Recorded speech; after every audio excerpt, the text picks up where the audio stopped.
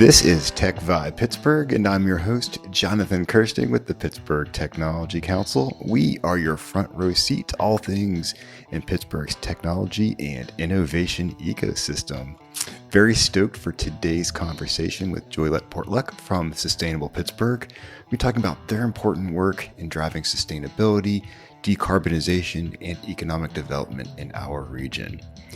Sustainable Pittsburgh is going to be hosting an upcoming regional decarbonization and C-suite summit on November the 14th at PNC Park.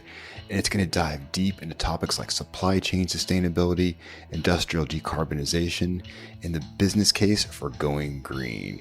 There's lots of exciting things happening here in Pittsburgh around clean energy, workforce development, and creating a more sustainable future. And Sustainable Pittsburgh is taking a lead. Very excited to talk with Joylette today about all things going on around these topics. So let's dive in right here. Joylette, thank you for hanging out with me today. It's great to always have you here in the Huntington Bank studios hanging out with me because Sustainable Pittsburgh is doing some fantastic work. And I think sometimes not everyone knows about it. And I'm kind of excited to talk more about it today along with your Regional Decarbonization and C-Suite Summit. Yes. Yeah. Thank you so much for having me here. I'm really excited to be here and talk about all of that good work. Definitely. So first, tell me about Sustainable Pittsburgh, because you guys do lots of different things under the umbrella of sustainability. Yeah, we do. It's true. So sustainability, first of all, is really work that sits at the intersection of environmental stewardship, as well as economic development, as well as social equity, and really looking at how do we move those things all together at the same time? How do we build a region to last? And you can only really do that if you're doing all three of those things. So we work a lot with organizational leadership. We work a lot with organizations. So our mission is to empower decision-making that builds a fundamentally equitable, resilient, healthy, and prosperous region, which both shows you the intersection of all those things, right? That all of those things are very important if we want to be able to forge a better future for all. But it also kind of tells you kind of a little bit about us, that we work kind of at the B2B in the B2B space, right? Empowering decision-making, helping provide resources, information, connection between the regional organizations that need to work together to solve some of these really big challenges. Well, I think that's where you can make a lot of impact quickly, because when you have large organizations start adopting some sustainability goals and issues, it's easier than getting one person to do it. It's better than one person doing it because if you have a whole organization, I just feel like it has a bigger impact. But it's harder work because organizations are slow to change, and this is like, I think every day is a fast-moving day for you to move forward on all these goals and get these bigger organizations to be more sustainable across all these areas that you talked about, that's a lot. Yeah, I mean, it can be. I think that, there are opportunities, I think, for lots of organizations that are showing real leadership in this space. So one of the programs that we run is we host the CEOs for Sustainability Executive Network, a number of regional corporate leaders that are committed to this work, and not just for altruistic reasons, right? Because it actually does make business sense, and it helps their bottom line. I'm so glad you said that, because I think so many people might just see the idea, you're going to decarbonize stuff. Like, that's going to cost money and it's going to be impact. It's like, actually, if you go through the right processes and the right steps, you actually see that you can save money or be more efficient. Yeah. And, oh my God, be kinder to the planet while you're at the same time in the places that we live, because we're living in these environments where we're seeing these impacts. So it creates a nice virtuous cycle in some ways, I think, if it's done properly. Yeah, and it's absolutely true. There was an Ernst & Young study that really showed that the folks who are taking the boldest action in the corporate sector are seeing the most benefit. Interesting. Even more benefits than might have been originally anticipated. And what we observe and what we hear from corporate partners is really not just the benefit that this has in terms of efficiencies for the bottom line of their business, but also the benefit to employees, how it's received by customers, clients, and the community at large. So it really is a competitive advantage for a business to be engaged in sustainability and really taking a good look at decarbonization as a business strategy. So you have this it's a full day summit conference on this. We do. It's not a full day. Okay. It is half a day. A little more than half a day. Yeah. And we are going to be hosting it at PNC Park is our sponsor for the event. We are going to be really digging into this topic of decarbonization. It's like a nerd out, the man. how. Right. Yeah, exactly. I think it'll be actually really interesting. So our keynote speaker will be Peter Vitruba-Drazal, who's the Vice President of Global Sustainability for PPG. We are going to have two different tracks at the summit. One is going to be focused on supply chain sustainability. So a lot of, especially tech companies, are probably very interested in looking at decarbonization, not just from what you're doing in your office or with your energy use, but where you're getting your materials and where they're going. All that's part of your decarbonization goals when you talk about what's, quote, scope 3, right? And so we're going to be talking about those kind of measures. We're also going to have speakers talking about the RISE PA program, which will be the industrial decarbonization program, which will be available to those working in industry and manufacturing for looking at how to decarbonize those processes too. So we have really some great speakers lined up, and then a tour. And a tour. It's not a thing until you have a tour, because that way you can see some stuff in action, right? Exactly. That's what I'm talking about. Yeah. That's very interesting. So, I mean, anyone can attend this, right? If you want to check it because you're interested in it or you want to learn more about it. I always tell people that if you attend these things, it's a great way to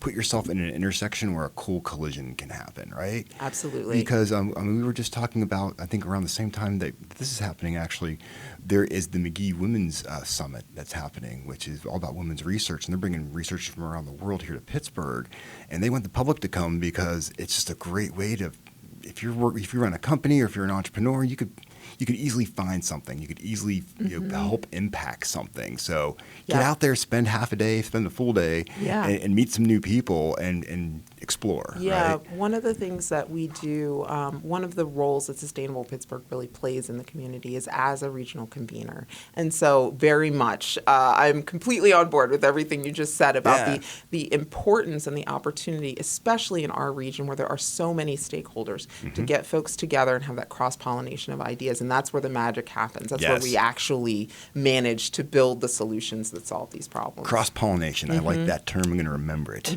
Simple as that. 'Cause that's exactly what it comes down to. So I want people, we have links to this in the liner. So people want to check it out, they November can go there. 14th. Yes, November the 14th. That's like it's not that far away. No, so we're telling people now, register if you want to go, as far as that is. For sure. So, and what I find interesting is about just talking about just decarbonization in general. I mean, we've been hearing so much of this across the news, and I think we've all been experiencing a lot of warmer weather. It feels like we are, and I know people go back and forth as to what's what and where is where and everything, but I think at the end of the day, it's pretty much agreed to that if we keep pumping out tons and tons of carbon, like it's not good. It's not. So the idea, it seems like it scares people when we talk about decarbonization, but I don't think it has to be scary at all. Yeah, I think that one of the reasons that it brings up some of those emotions is because we haven't felt really empowered to do anything about it for a long time. I never thought about it that way, right? So, yes, the last 10 years have been the hottest 10 years on record, right? We know what's happening, in terms of climate. That's very well studied.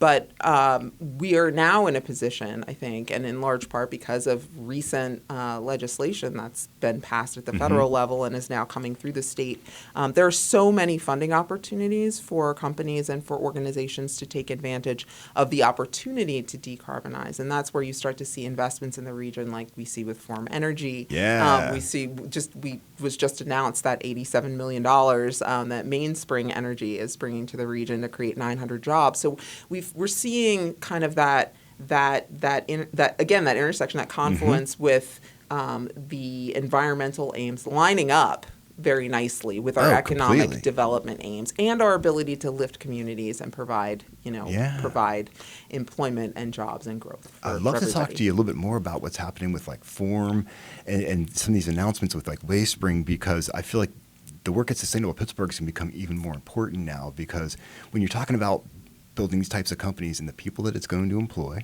the technologies are going to come out there to help just make things make the world better, for lack of a better term, to help us, help us navigate, the climate change.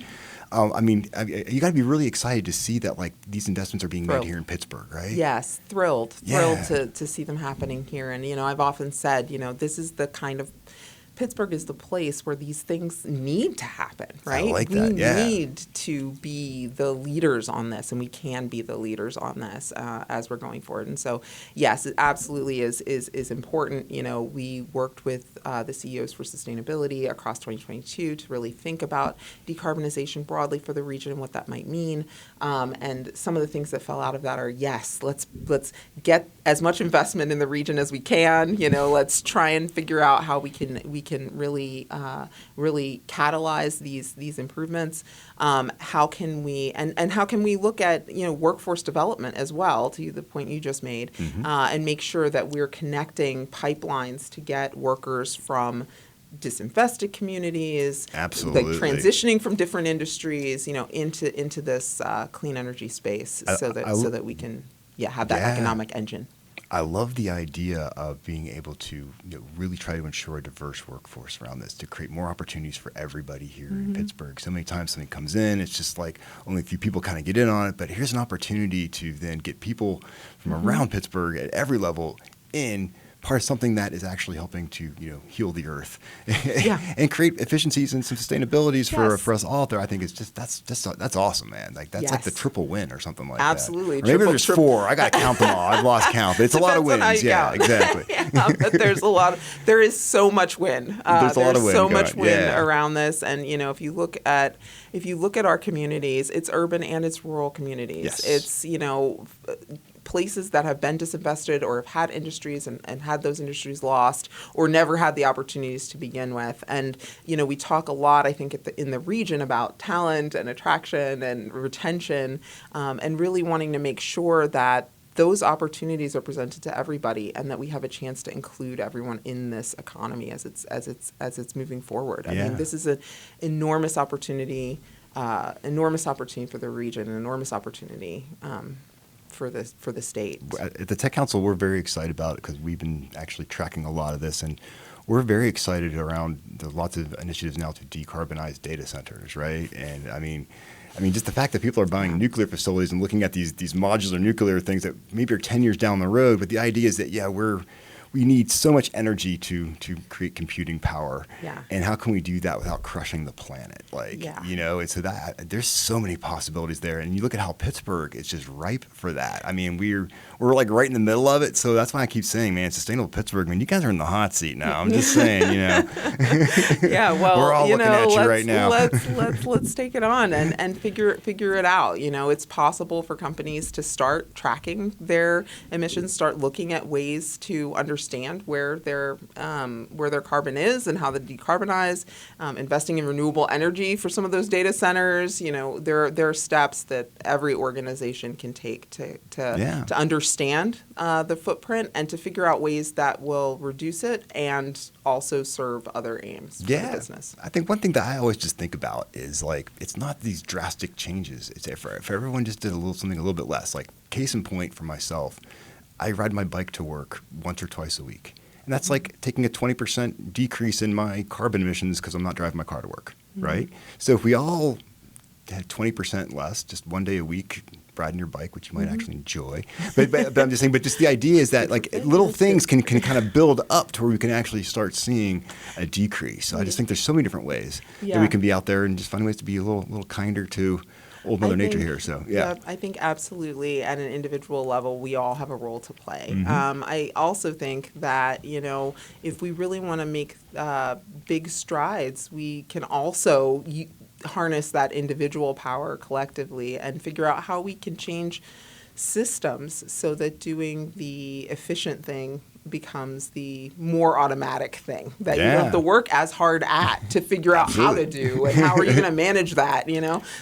Let's figure out how we can build systems, how we can build strategies, how we can build communities, how we can build businesses, so that this is the default. Absolutely. And if you're a business out there, or you're just an entrepreneur, you're just interested, a good first step is going to the Regional Decarbonization and C-Suite Summit that's happening November the 14th. Put a little highlight on this event because it's something that's happening here in Pittsburgh, and it's making an impact. Yeah, we're very excited, and one of the cool things about these types of gatherings is that you get to hear, real information about how this really works. Not, pie in the sky. It's not, how do you solve some of the challenges that come up? Yeah. How do you really address kind of some of these tough challenges in ways that work? And that's what we're going to be focusing Seeing on it in the action. 14th. Yeah. Very cool stuff. Well, I'm very excited for it. I encourage everybody, check it out. We got the links here. Simple as that. Joylette, can't thank you enough for stopping by and hanging out with me here. Thank you so much. Yeah, you're the best. Yeah,